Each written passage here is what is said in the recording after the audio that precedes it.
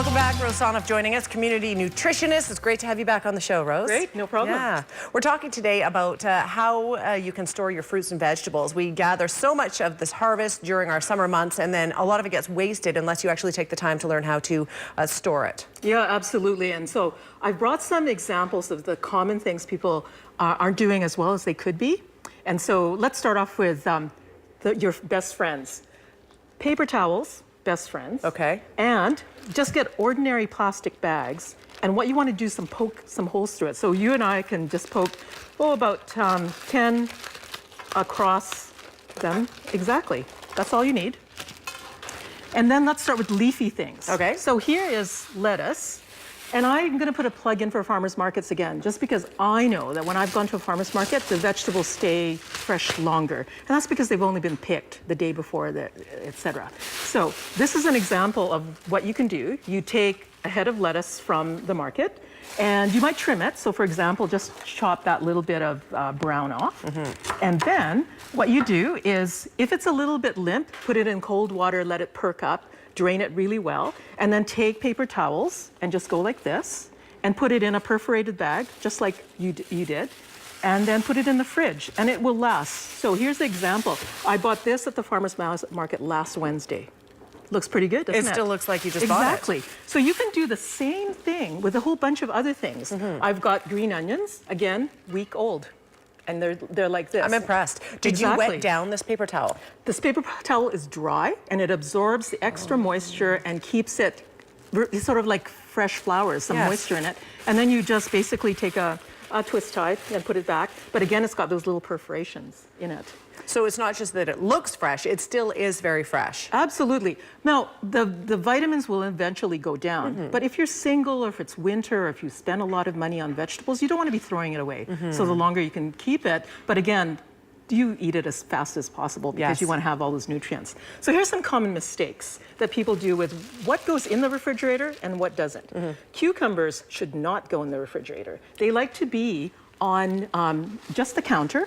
And so what you do is you take it out of the plastic, you take a paper towel and rub it down, make sure you get any moisture, wrap it around like this, again, put it in your bag, Susan, and you're good to go, and you can just keep it on the counter. I eat a cucumber every day at lunch, there you go. One, but I refrigerate them. I'm going to have to learn to not do that then. And at the foreground here, we have some tomatoes. Common mistake, people put them in the fridge. You should leave them on the counter. I've put them on a little bit of a paper towel and some styrofoam, but stem's always up, because around the stem is when it's bruised quite easily. Okay? Good tip. Common mistake, let's say you get a package of mushrooms.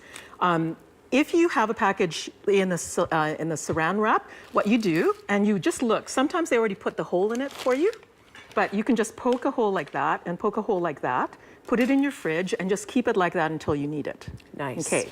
If you buy it in the lovely loose paper bags like this, put it in the paper bag, go like this, but again, put it inside a perforated plastic bag in the fridge. It lasts longer.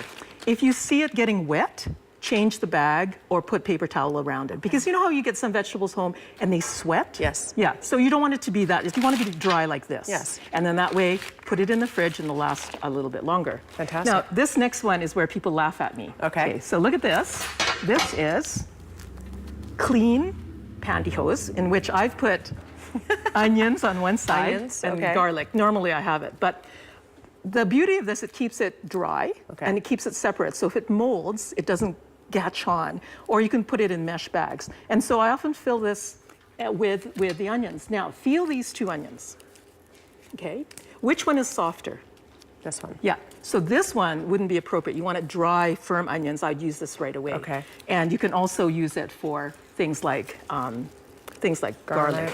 So again, you would just pop it into the nylon, that hard one, and then it's good to go. And then that's great. Yeah, good tips. And if you don't want to use it, you could always do it as artwork. That's a little odd and bizarre. And get the kids involved. They'll never know the difference. That's right. The final one is fresh herbs. Here's basil, and I've put it into a glass jar as like a bouquet of flowers. And then you leave it on the counter, and you just put this plastic back over it. I've had basil last 3 weeks on my counter. I believe it. But you change the water frequently. Yes. And you know, sometimes herbs are expensive in the winter, and so you want to be able to keep them as long as you can. Yeah. So here is the storing fruits and vegetables sheet that you sent my way that we wanted to share with everyone. We are out of time though, however, so we'll get a quick look at this. Some great advice today though, because you know what? We are all guilty of throwing out some of our produce at the end of the week. And so it's a good thing to try to use it up and be smart about it and save some money while you're at it. that's right. So go to the website, CFJC, and download this part of the Store It handout that we have. Fantastic. Rose, thank you for being here. Oh, you're welcome. All right, quick break. When we come back, we're going to tell you about a new program being offered by Interior Health. It's called the Shakedown Program. Stay with us.